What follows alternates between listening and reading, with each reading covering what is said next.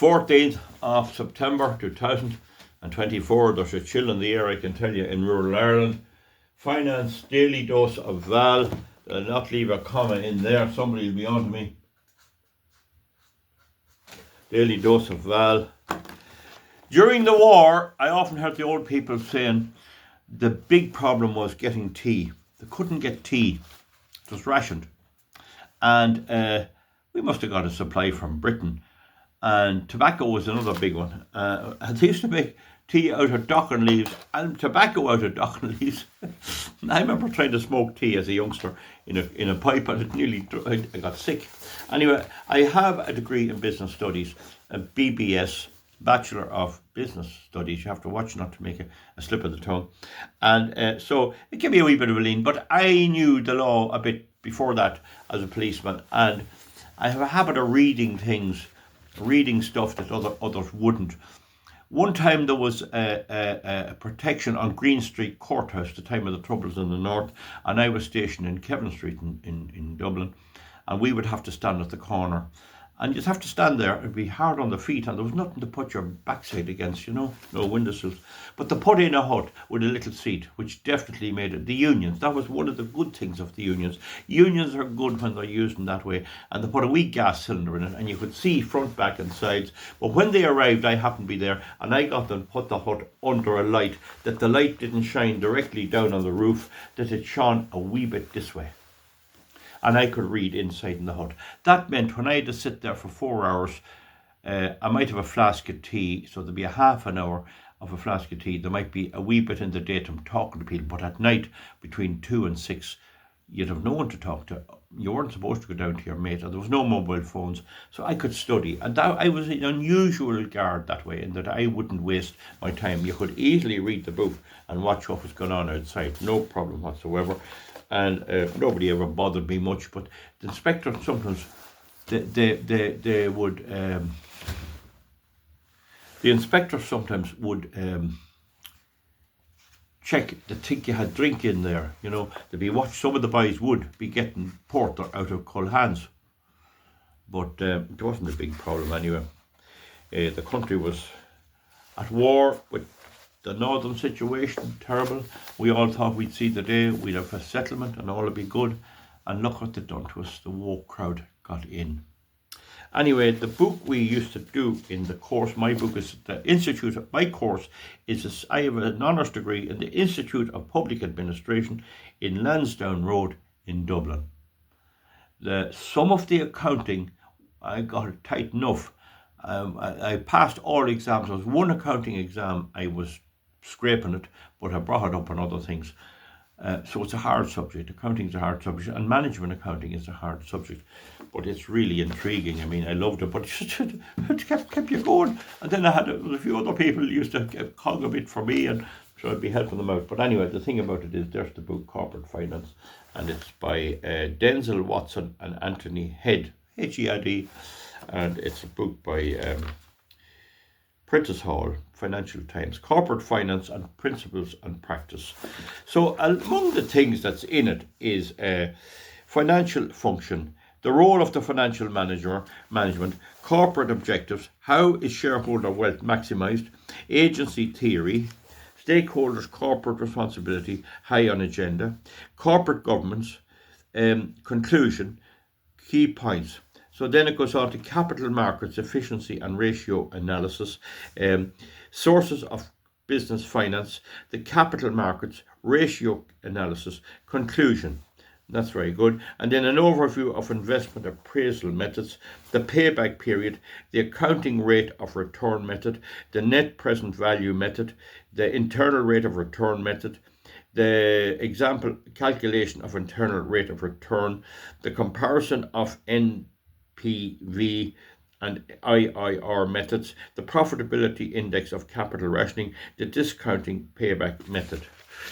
And then we have a conclusion on that, and we have investment appraisal applications of risk, relevant project cash flows, taxation and capital investment decisions, inflation and capital investment decisions, investment appraisal and risk, empirical investigations of investment appraisal and conclusion. And then sources of long-term finance and equity finance. Equity finance, that's stocks and shares. Equity finance, the new issues market, rights issue, scrip issue, stock splits, scrip dividends and share purchases, preference shares, conclusion.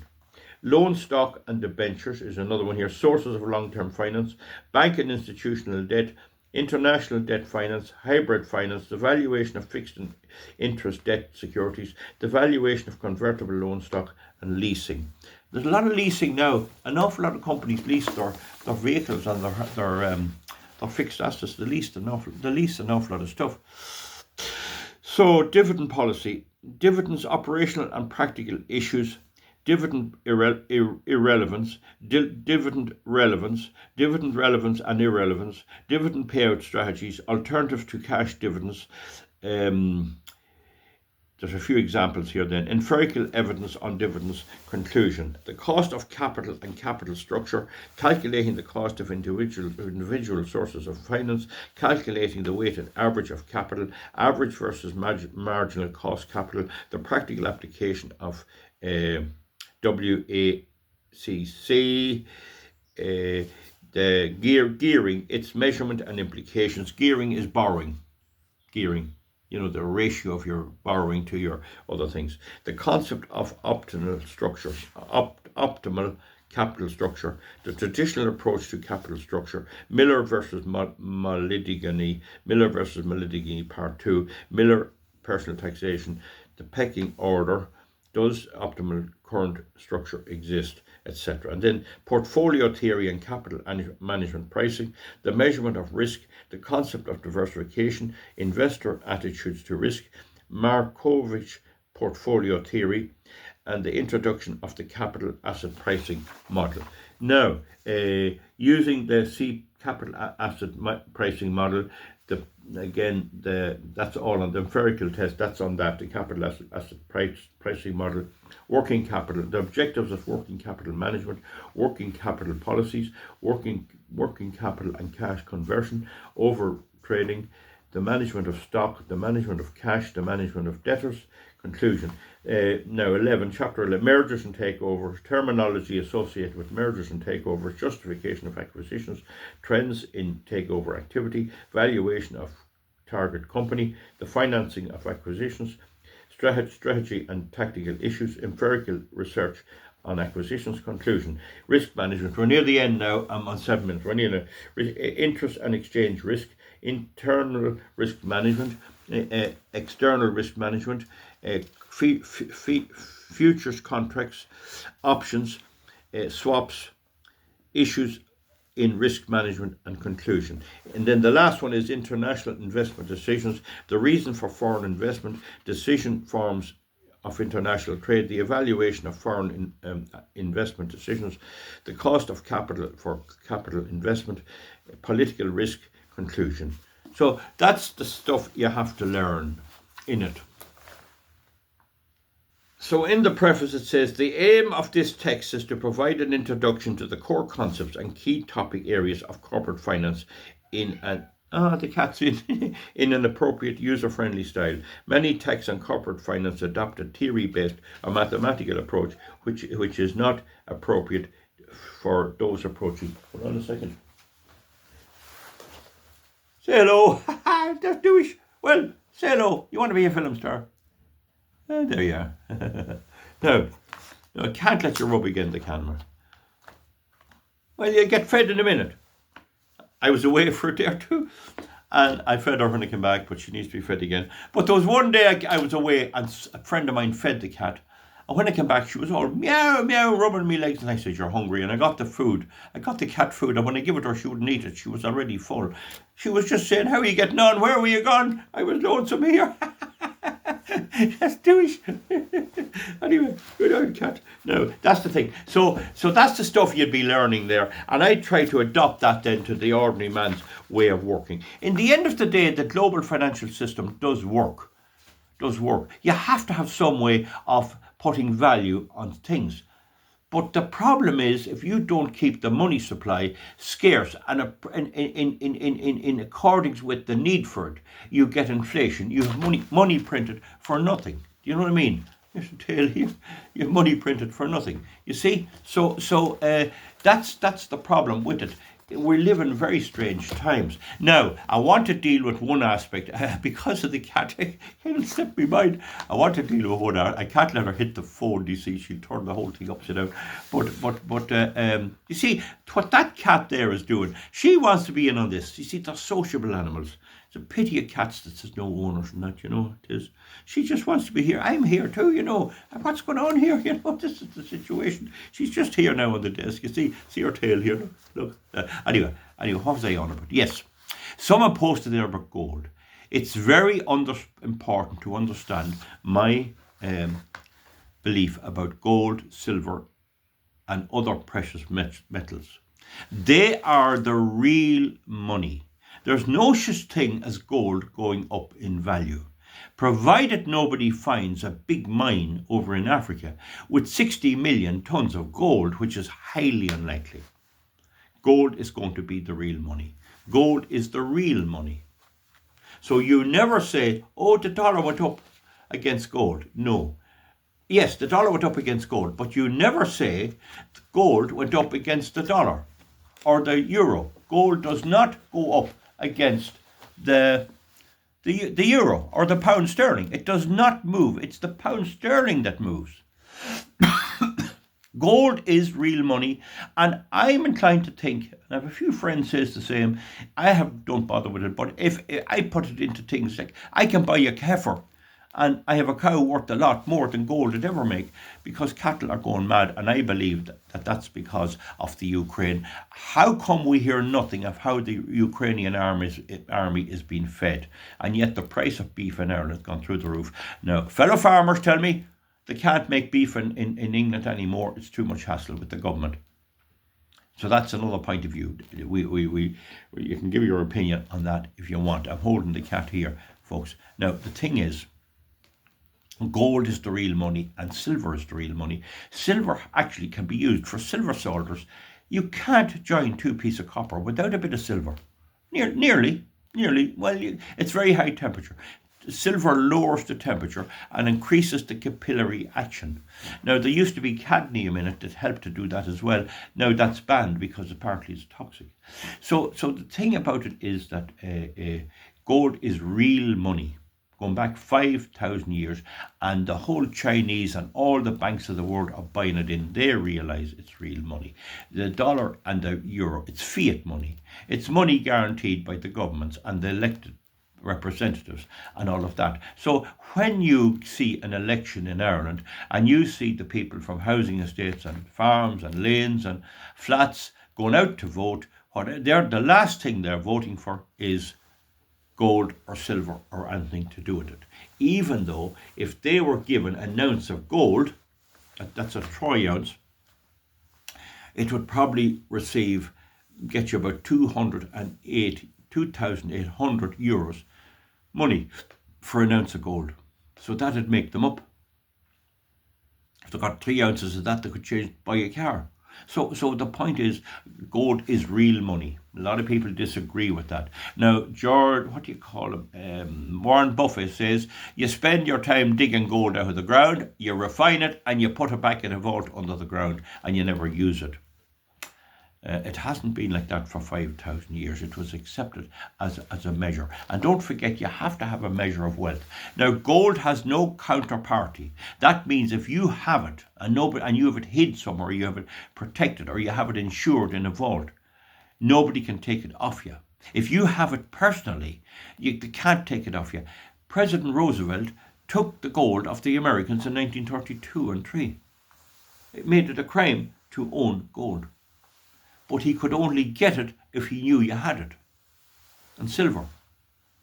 Get the point? So they try to take it off you, but it's not that easy. And that kind of concept is sort of gone now. I'd say a lot of the politicians have a lot of it. Are you with me? So there is gold being discovered all the time, but then the demand for it is going up. So that's the point about precious metals. When you have the fiat system where governments can do what they like, press the button on the printing press, the only thing that holds its value is gold. If you have 5,000 euros in the bank or the credit union, you're relying on them to give it back to you if you go in. Are you going down? Are you going down? Are you getting bored? Are you getting bored in my speech? What? She's still here. Have a look in there. Oh, what? Don't hit it now. I can't let you hit it. She wants to give it a look, you see. But anyway, the thing is there's no counterparty risk. If you have it, you have it. I'd say in a communist state they'd take it off you. They wouldn't let you own gold. You'd have to hide it and wait until the thing passed over. That could be a lifetime. But there's no counterparty risk. If you have money in the credit union or the bank and you go in for it, they may not give it to you. And in Greece, they took money of people at the time of the economic collapse. Do you understand me now? So that's the thing about gold and silver. So the best way to look at gold and silver and platinum, well, mostly gold and silver, is that it is a store of value that's not depending on anyone else. Money is a store of value that they can fitter with it and root with it and do as they want. And you have a situation, you know my attitude on renewable energy, you have a situation where don't bite. She doesn't ask the tail here that's getting in the way. She'll give you a snap like if her tail, she doesn't like anyone touching her tail. But you have a situation where your money is dubious. If there comes a bad economic collapse and someone has 200,000 in the bank, you wouldn't know. The thing is a bit nuts. So gold is being gathered up by banks all over the world. The Chinese have far more of it than they're saying. There's a lot of it in Africa. The French were stealing it out of Burkina Faso, and President Tory has stopped them. So where's that gold going? A lot of the gold in the banks in Paris was stolen out of Africa. And they'll be looking for it back, I suppose, but I wish them luck with that. The time of the Spanish Inquisition, gold was very valuable then in Spain as it is now. They went over and stole all the Incas' gold, all the South American gold, native gold, and when they did, they brought it back, and when they dumped it onto the market, the price of gold collapsed because there was too much of it. That's highly unlikely to ever happen again. So, you see, if the price of gold collapsed, the paper money would become more valuable. Do you understand? So have I made that kind of clear? The methods of investment in the world are stocks and shares, investing in companies. So there's a company starting off there and they're mad to go, and you put in your money and you own part of that. So that's one way. That's one way of investing. The other way is government bonds. You invest in the government. So the government has no money at all. It just takes in bonds. People buy bonds. A bond, I think I explained it to you before. Sorry, now can't out of the way. Oh, you have a pen. The bond is a thing like that, and there's a coupon down here. This would usually be 1 billion, and you tear off a coupon. The coupon is serrated. There's usually 10 or 20 or 30. You can get a 30-year bond, and there's a coupon here, and you pay the interest only every year. And at the end of the coupon, at the end of the period, you pay the whole lot back. And because they couldn't possibly get the money to pay it back, they just borrow it again. So in effect, the people who loan to the government are doing it so for the interest. If the inflation rate goes above the interest, you have a problem because your money won't buy as much. If the interest rate was 6% and the inflation rate was 4%, you're making 2%. You're holding your own. But it's hard to believe that as big a problem as many people have in getting money, many others have a huge problem in finding a home for their money. Where am I going to put it when you have it? So you could spend your whole lifetime building a house. You could build a fantastic house. You might come to an age that you don't want it. You might decide to sell it and take a little flat. You might take out if you were 75, take out a 30-year or whatever length of time you live, occupancy of a flat at a certain rate, and then you sell your house, you have 700,000 euros. What do you do with it? Well, you'll be paying for the rent of your flat, I suppose, and all that, but you'll be living. But you won't be you'll be wondering what to do with it. And when the government gets it, what are they going to do? There's talk of Trump one of the things that Trump is thinking of doing is, and may do, and this we don't know yet because it'll not be till the crunch comes. I mean, I've said there before, America owes too much. It owes the ordinary lenders a fortune, but it also owns its people. Its people are owed pensions and goodies that the state cannot pay. And that's why Trump is doing the tariffs. He's trying to get local industry up, up, up. Rees-Mogg is the same thing in England. Yeah, trying to get industry going. The likes of McHale Engineering, Moffat Engineering, Entrepreneurship, Powell's Trafo, it's now Kite and Cavan, Guinness's and all them. They're trying to get a product made by putting in expertise. And that pays the taxes to pay the economy. If you have everyone just working in offices and in investments and all that, you have no underlying economy. Do you understand me? And he's trying to do that, but whether his ways of doing it by putting sanctions on others, I don't know. But one thing I just like to finish on. Are you all right? She's here. She's getting a bit nasty now, but she just wants to be left alone. Yeah, don't go down, no. She's sitting over here now. Doesn't want me rubbing her.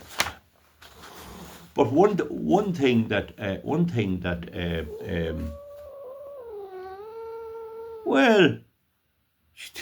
this is so unusual, you see, this type of talking, that she's gone down now. She doesn't know what to make of me. You're behaving strange.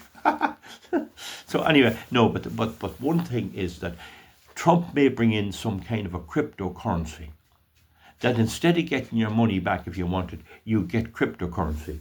And that happened way back in the 70s. In the 1970s, the Irish Government Land Commission was taking land off people. There was an awful lot of land owned by people who were old and who had no interest in it and a lot of that, and they decided to take it, and it wasn't altogether fair. They often took it from good farmers. Not too much as a rule. If you were farming the land, they left you alone. But anyway, a lot of the landlords lost a lot of their land too. But anyway, they gave bonds. They gave government bonds. That meant you had a share in the government bonds, and you could eventually sell those bonds, but you couldn't claim them back till the 10 years was up. That's what prize bonds were. You had to wait till the time is up. So with bonds, if you have a government bond and it's a 10-year, you can sell it at 3 years, let's say. But you won't get as much as you would if you waited the full 10 years. But the whole thing is precarious because it's inflating away anyway. So there's talk that Trump will bring out a cryptocurrency, not the dollar. So you won't get dollars, you'll get this cryptocurrency. Now, Bitcoin is a cryptocurrency, and he may make his own, and I think the Chinese are at it as well. But the point about it is it's only guaranteed by the government. And the thing about the Bitcoin as well, and it's going fairly well at the moment. Anyone that bought €100, it wouldn't have killed anyone. You'd make a lot of money on it now, I can tell you. But whether that'll stick it. But if there's a power cut, you can't get your money. You're relying on a computer and a blockchain, and many have identified this. What happens if you can't get in? I'm sorry, we can't let you in. That's the point. It's a highly technical thing. Trump believes it's the future big time. But that lets them off honouring the dollar. And the dollar is under threat from all these foreign places. Now, just to finish off, folks, I saw a lad on the YouTube the other day, or on some programme, and he was one of these whiz kids, and he says it's a no-brainer for the West to seize the Russian assets, which is $320 billion. About $320 billion. Now, there's 100 billion of that in Belgium. There's about another 100 billion scattered around Europe, and there's another 100 in America. So these people want Trump to seize that money. Now, you can see what happens if you invest. Russians invest in the West, and then the West seizes the money and gives it to Ukraine. You can see how that will reduce confidence in the West. The whole idea of money is that there's confidence in it. So if they can take $300 billion of Russia, well, what would they do with you and me? But anyway, the Belgian government has this little thing going where many people invest in Belgium bonds, and Belgium government bonds, and they make a little bit of money, and the Russians were always investing a wee bit in Belgian bonds to the tune of 100 billion. And the these people that's trying to push the EU are trying to force member state countries to seize that money and give it to the EU. So I'm just letting you know that that's an issue there. That's another big thing that's happening, which long ago would never be considered. It is done in Ireland with criminals. If criminals steal money and they have assets and they buy houses, the Criminal Assets Bureau will seize them and go through court and very often succeed. It's a novel situation. Now, you could say Russia is doing the same as doing criminal acts. But there's a difference, in my opinion, on money invested before the invasion of Ukraine, when Russia was a member of the World Economic Order, and it put money in, and money afterwards. So if a criminal lives his life working as a digger, as a Hitachi excavator in a quarry, and he works 32 years doing that, and he makes a bit of money, and he invests that money in the bank, and he has it there, or he has it in a bond, or he has it in a house or something, and he owns his house, that's all very fine. He earned that money legitimately. Whereas if he then turns criminal and he starts importing drugs and he makes a lot of money and he buys another house, he earned that money criminally. He earned the first money legitimately. He earned the second money illegitimacy. So in my view, whatever case you make for seizing Russian assets or the assets of any other country, there is no case to make for seizing it prior to the sanctions being imposed, prior to the invasion of Ukraine. If they're there 32 years or 10 years, they should be left alone. They were never part of the overall thing. There's a big difference in that, and investments made since they invaded Ukraine, but all of them are before they invaded Ukraine. Do you get me point there? A criminal, if a person lives their life to be 55, very honestly, driving a digger in a quarry for a reward, and he's very good at it, that's his money. He should be entitled to pay tax, and that's it, and buy a house with it and pay off a mortgage. If he retires at 55 and then he goes into the drug business and he's proven to be make a lot of money buying, importing and distributing drugs among young people and all that sort of stuff, then the money he makes after that is illegitimate money. And so in Ireland there's no problem seizing the latter, but you can't seize the former, and there's nothing stopping them making their case to the court. And I would say the judge would say there's a difference in the two. So I hope you've gathered that wee bit from my video here, the difference in the two. It's scary times, really is scary times. Inflation is running riot. I give an example. I put out lime in 2018 and it was £23 a tonne. I remember the price, and now it's €31, 23 euros a tonne, and now it's 31 euros a tonne. The one thing that hasn't gone up that much is fuel. Fuel is still around the 160. But electricity's gone through the roof. I'd say the fuel is going to get a dunt. I'd say you'll see the fuel going up drastically. Cattle prices are very dear. How is that? There must be a need for this meat for both the English market and the other markets and at home, and the Ukraine war as well, and feeding the military and feeding young recruits into the military and everything. War always did that. So I don't know, but prices are going up at an awful rate. So we let you go on that, folks. That should do me now for today. Thank you for your attention. Hopefully we'll get up to 11,000 subscribers. Maybe there's a block. Maybe they have me blocked at 10,999. I'm not sure. We'll see you back. Comment underneath. Bye bye. Thank you.